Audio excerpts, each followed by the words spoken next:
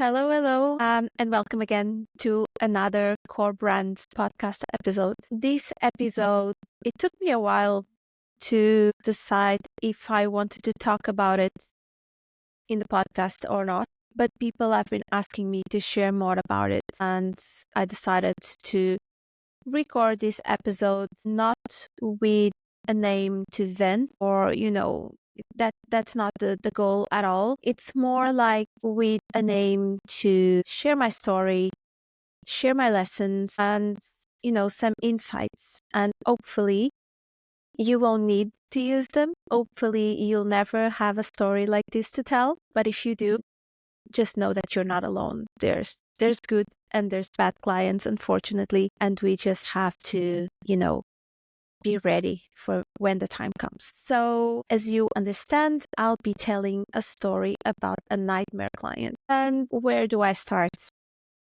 Well, first, I must say that I don't want to ramble too much. I won't be sharing names or business details. I actually have a page here with kind of like the talking points where what I want to come across, because I don't want to be sharing too much. It's a long story. I just want to tell you a little bit about it, and the main part is really the lessons learned. But this particular client started working with me in February, and at the time there was the red flag. The first red flag was when the client paid the deposits but didn't sign the contract. So every client that works with me gets a contract, and the contract is to be signed by both of us. And it kind of like highlights the terms and conditions of our agreement. What are the deliverables? All of that good stuff that's in a contract. If you are a service or a provider, you know what it looks like. So she was a bit uncertain and it took her a while. But then when I pushed back and I said, look, without a contract, there's no work. I won't work with you because this is just the way that I've been trading for since the beginning.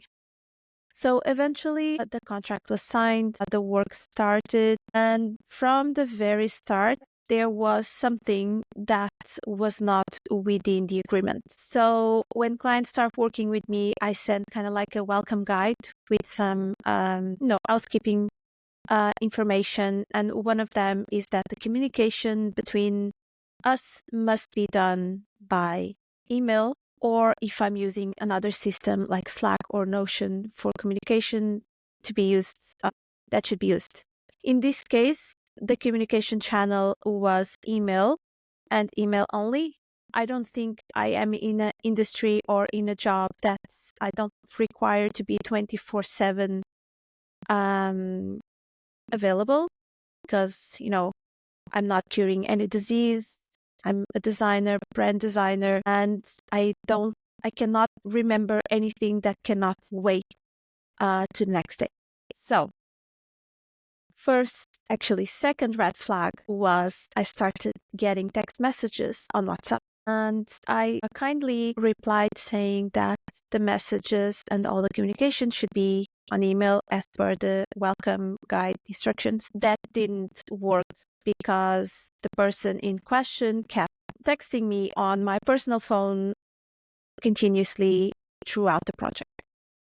So that was a bit annoying because I would get texts by the end of the day, late at night, out of hours, weekends, etc.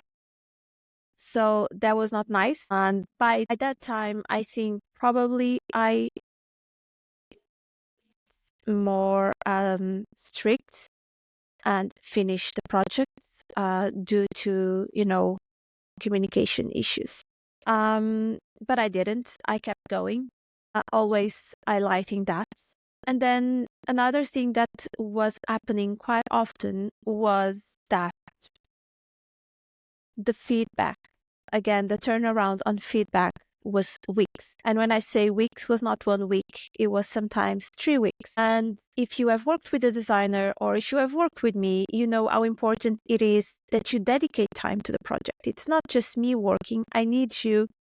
I need your collaboration. I need your feedback in a timely manner so the project can advance and we can keep the ball rolling. If things get really delayed, it goes on top of another project, and then my time has to be split between multiple projects, and eventually I'm not in my best position to deliver the best work. So it's as simple as that.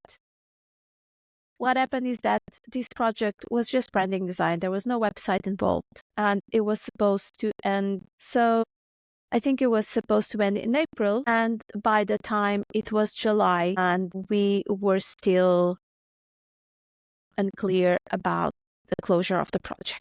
So everything was approved at first. There was barely any refinements or revisions. The client was happy with all the design. The only thing that she wasn't sure was just 2 tones of one color. And she said she was going to buy the Pantone books to decide on the colors on her own. But she didn't because they were expensive. So in July, I was actually on holidays, and I volunteered out of my personal time to go and meet her with my Pantone books so we can both look at the colors and make a decision to close the project. Because if you are a designer or if you work with a designer, you know how important it is to have the right colors with the right codes so the brand guidelines can be prepared. And without that, I couldn't prepare the brand guidelines and close the project. So I offered and I volunteered my time to meet the client. No response. I was on holidays in August. September, I reached out again. And just note that this was a project supposed to end by the end of April. In October, I reached out again and I said, at the moment, the project is going to be paused due to the lack of communication. If you want to pick up and restart the project, there's going to be a restart fee as per my contract. And that's as simple as that. Then the client came back to me via WhatsApp again. She was surprised with the restarting fee, but she agreed, but she didn't say anything. So it was only late October that she came to me on WhatsApp again, an evening, like late at night, a text saying that she wants all the work delivered by the next morning because she's going to finish the project herself. And at this point, I was really surprised, and I just told that it's really a shame that the project has to end like this. But yeah, I'll do that next week because, I don't work Fridays, and this was just before. It was Thursday night. I don't work Fridays. Monday was actually a bank holiday, so it was be most likely Tuesday. So that was the last time I actually wrote something for the project, because after that I received a huge amount of messages with so many insults, so many threats, with Google reviews, with lawyers, that I was untrustful, that I was not respectful, that business works both ways, that I'm not understanding. And it was horrible. Like, I would never forget that night. I was shaking so much. I didn't know what to do. I was completely mind blown. Like, where is this all coming from? And I got scared, obviously. Like, I've been working with so many amazing clients, and all of a sudden, this person appears out of nowhere, and she could erase all the good things. Yeah, so it was just horrible. Like, it was absolutely horrible. So I hope this is not a very long story. I'm trying to keep it short. There's more juicy details that I cannot share due to the situation. Anyways, yeah, I felt really shameful. I felt really sad and really hurt. Like, I took it really personally when, it was not personal. Like, there's obviously something wrong with that person, that it's kind of like she's projecting that in me. And that's what I want to believe.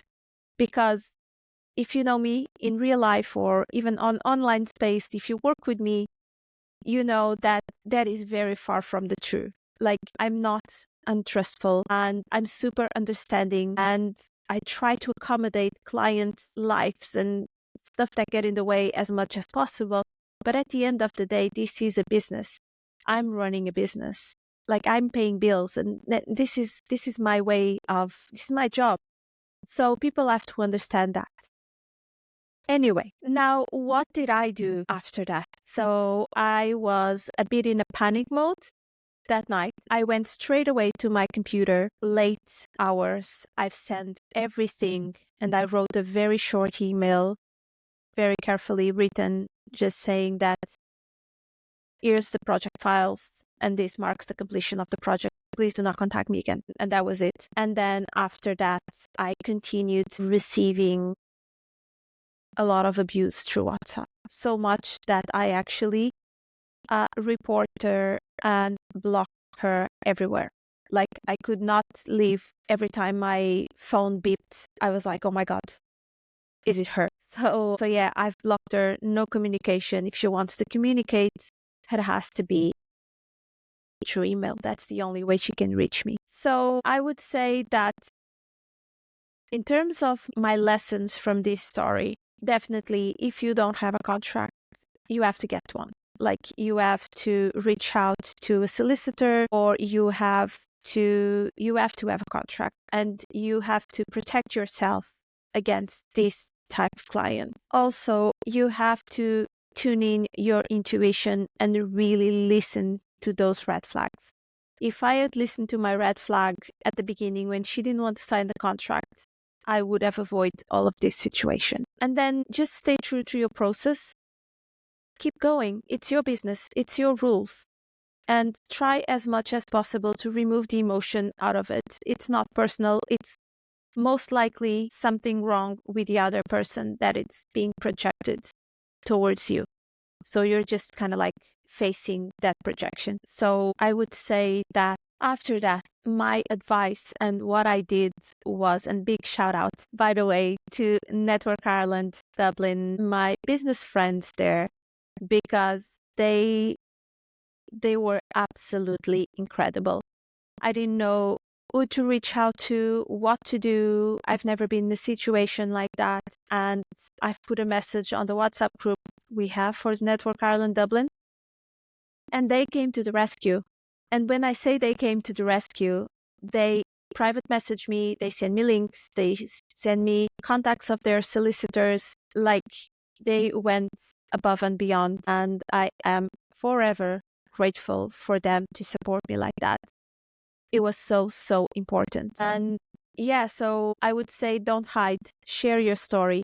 Tell people, tell your friends, tell your partner. You're going to need their support, because it's hard. It's really hard when people treat you like that, when people abuse you. You know, it's really hard to get caught on the feelings and the emotion of it all. So yeah, rely on people around you. And then other advice I would share is report to the authorities, block, don't engage, don't reply immediately. Just let the message sit, take a breather and reply, or don't even reply at all. If you're being abused, you have the right to, to block, report, and do nothing.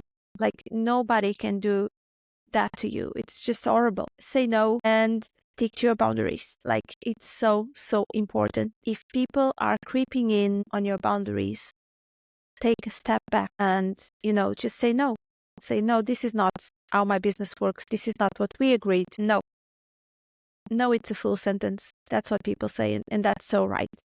And yeah, like, I think overall, this was an horrible experience. Like I would say 99%, it was an horrible experience. I hope I don't have any other experience like this in the near future or ever. But as I'm optimistic and a positive person, I like to focus on the lessons learned, and I like to focus that because this happened to me, I am now more aware and I am now more alert on the red flags and the people that I will let in my business and the people that I want to work with.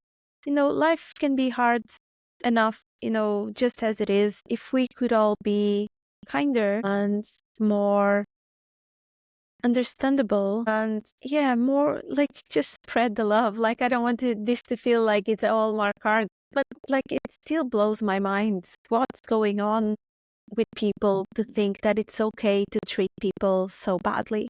So just spread the kindness, but stick to your boundaries. Don't let people, step on you and treat you bad.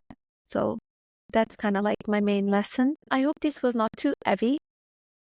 And, if you want to talk about it privately, feel free to reach out to me.